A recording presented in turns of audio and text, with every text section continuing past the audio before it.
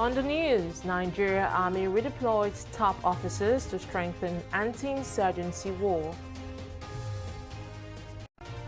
Fear as gunmen abduct another Catholic priest in Enugu State.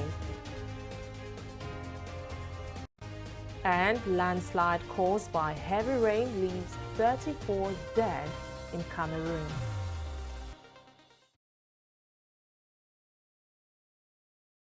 A warm welcome to News Now with Fidelia Aguncha.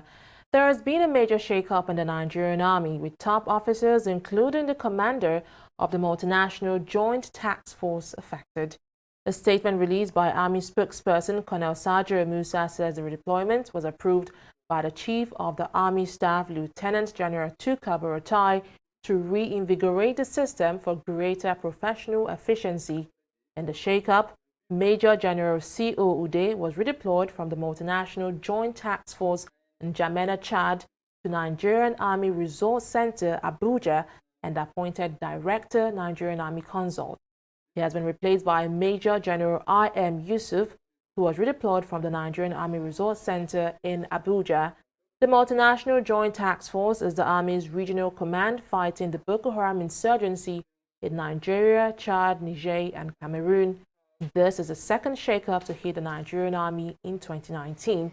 In July, the force reshuffled the appointment of top officers, including a lieutenant general, some major generals, and brigadier generals. Barely 2 months after two Catholic priests of Enugu Diocese were abducted and killed, another priest, Reverend Father Arinze Madu, has been kidnapped by unidentified gunmen in the southeastern state. Madu, a vice rector at the Queen of Apostles Spiritual Year Seminary, was reportedly kidnapped at the gate of the institution on Monday. The incident has been confirmed by the Director of Communication, Enugu Catholic Diocese, Reverend Father Benjamin Achi. According to Achi, 5 priests have been abducted from the state since the start of 2019. He noted that 2 were killed while 3 others escaped. Also confirming the incident, Ebere Amaraizu, spokesperson for the State Police Command, revealed that operatives of the force alongside the Army and local vigilante groups have been deployed to track the kidnappers. Labor unions have warned of a shutdown after governors said a new minimum wage agreement approved by the federal government was not binding on the state. The Nigeria Governors Forum, after a meeting in Abuja on Monday, announced that the payment of the minimum wage consequential adjustment will be determined by the internal generated revenue of each state and the number of workers on its payroll. While reacting to this on Tuesday, the organized labor said it will not accept any breach of the so-called consequential adjustment agreement, which details how the minimum wage of 30,000 naira will be implemented across various salary scales.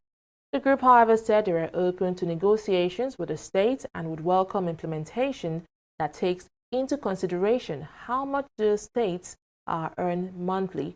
Such talks mean states will first have to open their books and let Nigerians know just how much they generate internally. Well, leader of the Joint National Public Service Negotiating Council, Simon Ankava, has however announced that labor unions will meet on November 5 and will address the joint councils at the various states. President Muhammadu Buhari has nominated Justice John Soho as the substantive Chief Judge of the Federal High Court. The nomination was contained in a letter from the President, which was read on the floor of the Senate on Tuesday. In the letter, President Buhari asked the Red Chamber to confirm the appointment of the acting Chief Justice. Buhari also asked the Senate to confirm the appointment of Justice Benedict Kayip as President of National Industrial Court of Nigeria. After the letter was read, Senate President Ahmed Lawan referred it to the Committee on Judiciary and Legal Matters to review and report to the House in 1 week.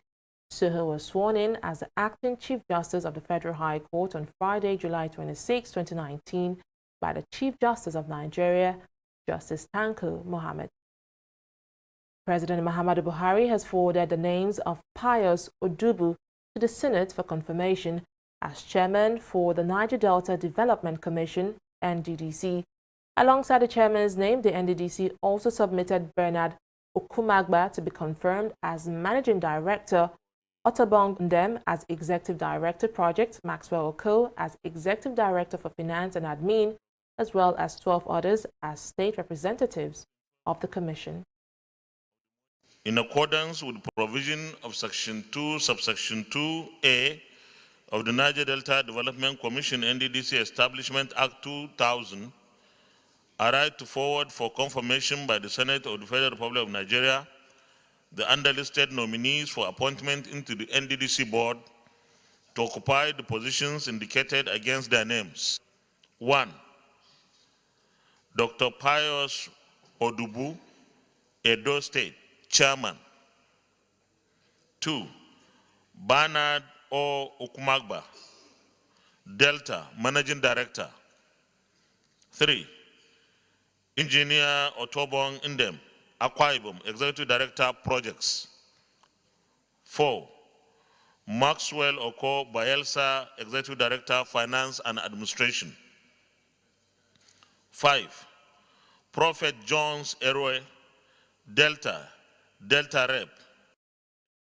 President Buhari also requested the Senate to confirm the appointment of 3 resident electoral commissioners for INEC.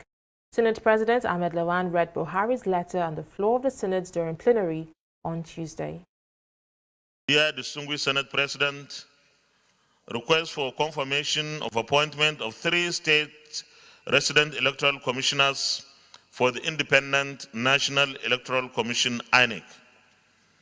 Pursuant to paragraph 14, subsection 3 of part 1 of the 3rd schedule to the Constitution of the Federal Republic of Nigeria 1999 as amended, I hereby write to request for confirmation by the Senate the appointment of the following 3 nominees as resident electoral commissioners of the Independent National Electoral Commission, INEC. The nominees are 1. Umar Mukhtar Gajiram, Commissioner, Borno State. 2. Dr. Alalibo Sinikiam Johnson, Commissioner, Bayelsa State. And 3. Rahim Muhyiddin Olalekon, Commissioner, Osun State. The curricula vitae of the nominees are attached herewith. While I trust that the distinguished Senate will consider this request in the usual expeditious manner, please accept, distinguished Senate President, the assurances of my highest consideration. Yours sincerely, Muhammadu Buhari. Meanwhile, the Nigerian Senate has adjourned plenary for a week. President of the Senate, Ahmed Lawan, announced this on the floor of the House on Tuesday. TV360's Tunji Oye reports that the 1 week is to round off budget defense of all ministries, departments, and agencies. The Nigerian Senate has again adjourned plenary for 1 week to allow committees conclude work on budget defense of ministries, departments, and agencies. Senate President Ahmed Lawan announced this on Tuesday during plenary. He noted that Tuesday, 5th of November, is the last day for MDAs to defend their budget proposals to pave way for different committees to present their reports before the Appropriation Committee. Let me, first of all, commend all our committees, distinguished senators, for the wonderful work that we have been doing on the budget defense in the last 2 weeks. We have shown commitment, we have shown dedication and capacity to discharge our responsibilities very patriotically for the love of our country. Our committees have worked, in some cases, with sister committees from the House of Representatives. In some other cases, the committees work simultaneously in the House and the Senate. But we have done so wonderfully well so far. We have almost finished the budget defense. Today will be the last day for budget defense, and therefore this plenary session will not take long. We'll adjourn to enable our committees to conclude in their budget defense today, and also for our subcommittees to start forwarding and defending their budgets, forwarding their reports to the Committee on Appropriation and defending from tomorrow before the Senate Committee on Appropriations. And that exercise, that process will last for 1 week. We start from tomorrow, the budget defense before the Committee on Appropriations, and conclude on the 5th of November by the grace of God. That's a period of 1 week. And within that period, we will not hold plenary so that we have the entire time, the full time for us to conclude work on the budget. Lawal said the exercise should be concluded by 5th of November. From Abuja, Tunji Oye, TV360 News. To judicial matters now, a Lagos High Court in Ikeja has ordered Speaker of the State House of Assembly, Mudashiru Obasa, to appear before it in connection with the ongoing probe into the procurement of 820 buses by the administration of former Governor Akinwumi Ambode. The former governor had instituted a suit against the Assembly to contest the legality of the probe. In an order dated October 29, Justice Y.A. Adesanya, after hearing the motion ex parte moved by Ambode's lawyer, ordered Speaker of the House of Assembly, Clerk of the House, and Chairman of the Investigative Committee to appear before the court by 9 a.m. on Wednesday, October 30th. Now, according to a statement of claim before the court, Ambode said contrary to claims by the lawmakers, the procurement of the 820 buses was well captured in the 2018 budget appropriation, which was duly approved by the House. He added that having prescribed the manner of withdrawal of funds in Section 3 and 4 of the 2018 appropriation law, it was unconstitutional for the House to attach another condition in Section 9 of the law for further approval to be sought before incurring any expenditure on the purchase of the buses. A prosecution witness, Shehu Shuaibu, has testified against former Minister of Aviation, Femi Fani-Kayode, at his resumed 4.6 billion naira fraud trial on Tuesday. Shuaibu told the Federal High Court in Lagos that a sum of 800 million naira was paid from the Ministry of External Affairs into the account of a company, Joint Trust Dimension Limited. He added that the money came from the Ministry of External Affairs, with the signatories to the account identified as two persons, Dabisu and Benjamin. The witness explained that these monies were paid, whereas investigations revealed that there were no contracts between the ministry and the company to warrant such payment. After listening to the testimony and comment from both counsels, the judge adjourned the case until Thursday for the continuation of the trial. Civil rights group Center for Liberty has filed a petition with the National Human Rights Commission, NHRC, demanding the immediate release of journalists who have been detained, denied trial over a period of time. The group wants the Commission to probe the systematic crackdown on press freedom and freedom of expression in Cross River State. It is also appealing to the U.S. government to place a visa ban on the governor of Cross River State, Ben Ayade, over the continued detention and prosecution of journalist Agba Jalingo. There are individuals and politicians today who are also making democracy impossible in the world, who are constituting threat to democracy, and we are a few of them in Nigeria, if not more. Governor Ayade has become an enemy of democracy in Nigeria. Governor Ben Ayade has become a threat to democracy in Nigeria.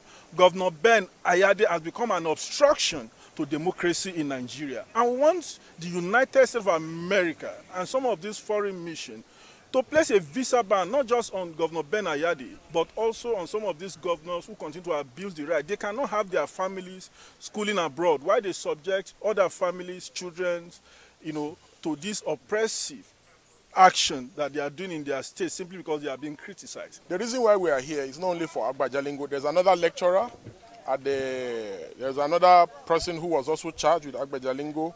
He's Joseph Udok. You understand? He's also facing treasonable felony. And what we are going to say about the charge of Agba Jalingo is that it's an unconstitutional charge.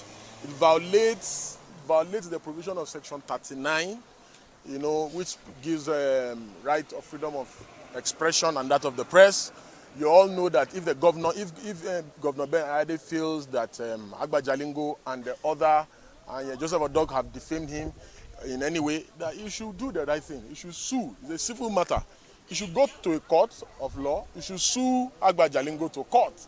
They should not use state apparatus to victimize and witch hunt him. It's important for us to remind Nigerians that our environment, our society is growing increasingly oppressive. What we are seeing is the democratization of dictatorship. We are seeing a rise in the number of elected tyrants in Nigeria. We are seeing a rise in the number of executive, or in the rate of executive impunity in Nigeria. What we are seeing is that we have a daddy tyrant in Aso Rock.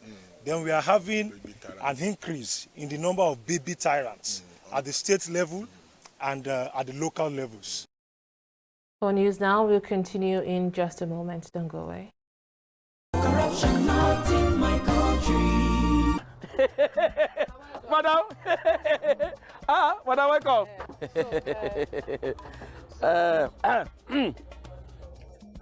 Okay, madam, no worry. When you deliver the balance, we'll give you the goods. No problem, no problem. All right, so now well done. Thank you. Hey, Oga, I still say she don't bring money. Maybe we use this one for her now. She wants mahogany, not white wood. Oga, our work now to join wood together, deliver whatever to customer. Put the remaining profit for pocket. Abba, this is corruption, not in my country. Corruption not in my country. Stop corruption now.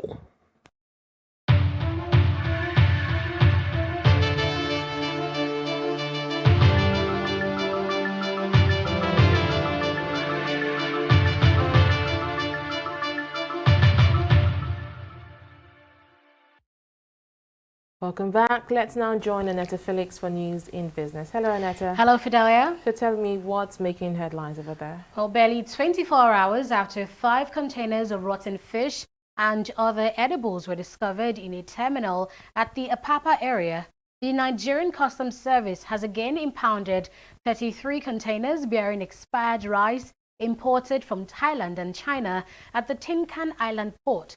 The customs also seized 11 containers of unregistered pharmaceutical products, 2 containers of used tires, 1 container of used clothing, and 4 containers of refined vegetable oil in retail packs. The impounded containers had a duty-paid value of 2.7 billion naira. The Controller General of Customs, Hamid Ali, said the seizures were as a result of the partial border closure. He said further investigation will be carried out to unravel those behind the importation and possible prosecution. Minister of Finance, Budget and National Planning Zainab Ahmed says Nigeria's excess crude account balance as at October 27, 2019 stood at $324 million. The figure indicates an increase of more than $1 million when compared to the $323 million reported at the end of September. The minister also reviewed the balance of the Stabilization Fund account and the Natural Resource Development Fund. She made the announcement while briefing journalists at the end of the National Economic Council meeting in Abuja. The Ministry of Finance, Budget and National Planning presented to Council the balances as at 22nd of October of 3 special accounts.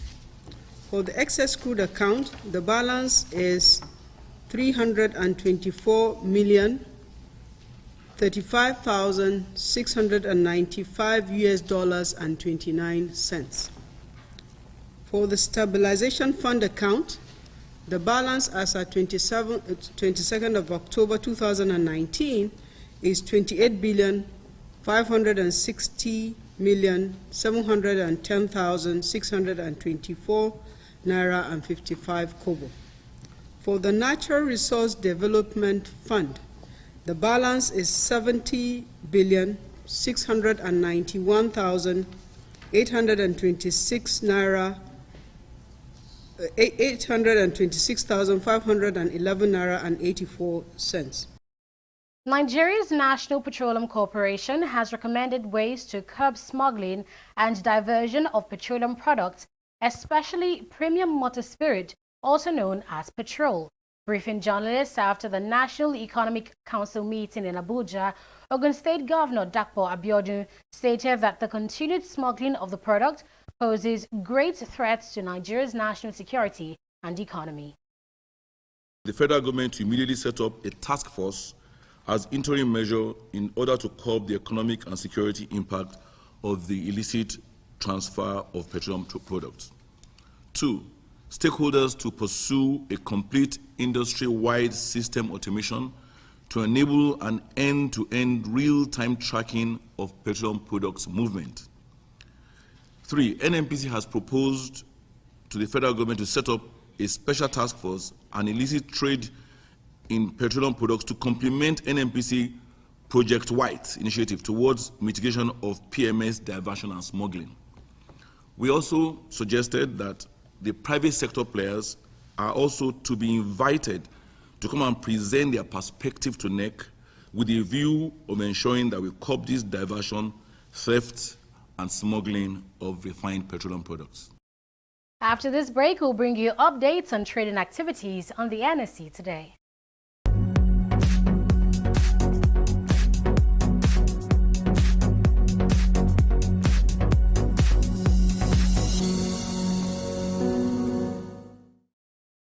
After a bullish start to the week, the bears have assumed dominance on the NSE today, with sell-offs dragging the market further to a minus 0.53% close, and that wraps up at 26,244.39 basis points, while the market capitalization closed at just over 12 trillion naira.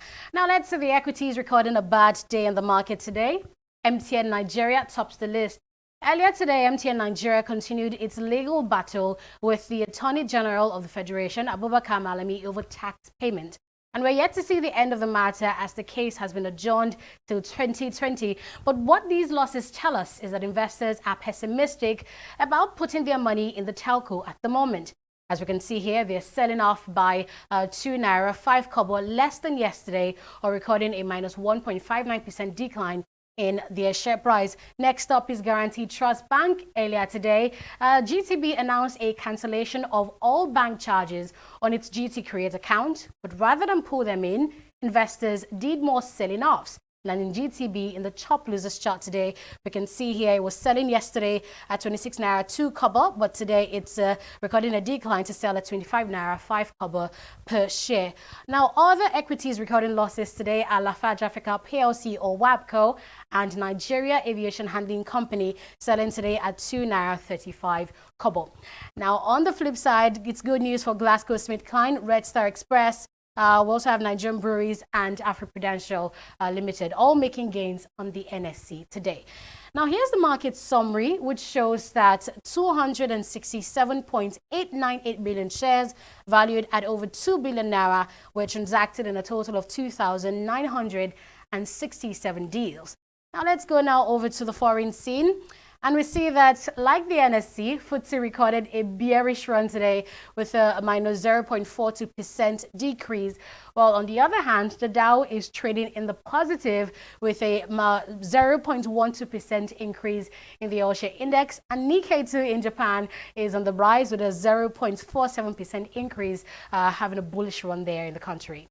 And that's all from here, Fidelia. Well, thank you, Annetta, for that update. At least 34 people have died, with dozens others trapped underground following a landslide in Bafoussam, Western Cameroon. The landslide hit the torrential downpour after torrential downpour flooded the area. Rescue teams are scouring the rubble of destroyed houses for survivors, but it is uncertain whether they will be found alive. Regional Governor Fonkawa said people had built houses on hilly ground despite government warnings, and a heavy downpour caused the ground to give way. It is estimated that at least 120 people live in the neighborhood that was swept by the flood and landslide. Britain looks headed for a December general election after Labour Party announced its support for an early vote. Labour leader Jeremy Corbyn finally backed the move on Tuesday, saying his condition of a no-deal Brexit has been taken off the table. Prime Minister Boris Johnson can only hold an election with the support of lawmakers who have blocked it 3 times. Johnson had proposed a December 12 poll, but a Liberal Democrat and Scottish National Party are demanding an earlier vote on December 9. European leaders granted Britain a 3-month Brexit delay on Monday, extending the saga into a 4th year. Nigeria's Golden Eaglet will face, will face Ecuador tonight in their second Group B game at the ongoing 2019 Under-17 World Cup in Junior, Brazil, and kickoff time is 9 p.m. West African time. This will be the first ever game between the two countries in the FIFA Under-17 tournament. The Golden Eaglet defeated Hungary in their opening game on Saturday, while Ecuador also picked up maximum points, edging out Australia 2-1 in their opening Group B game. Victory for either side will guarantee qualification for the round of 16 of the competition. And that's it on News Now. Many thanks for watching. I am Fidelia Aguncha. Bye for now.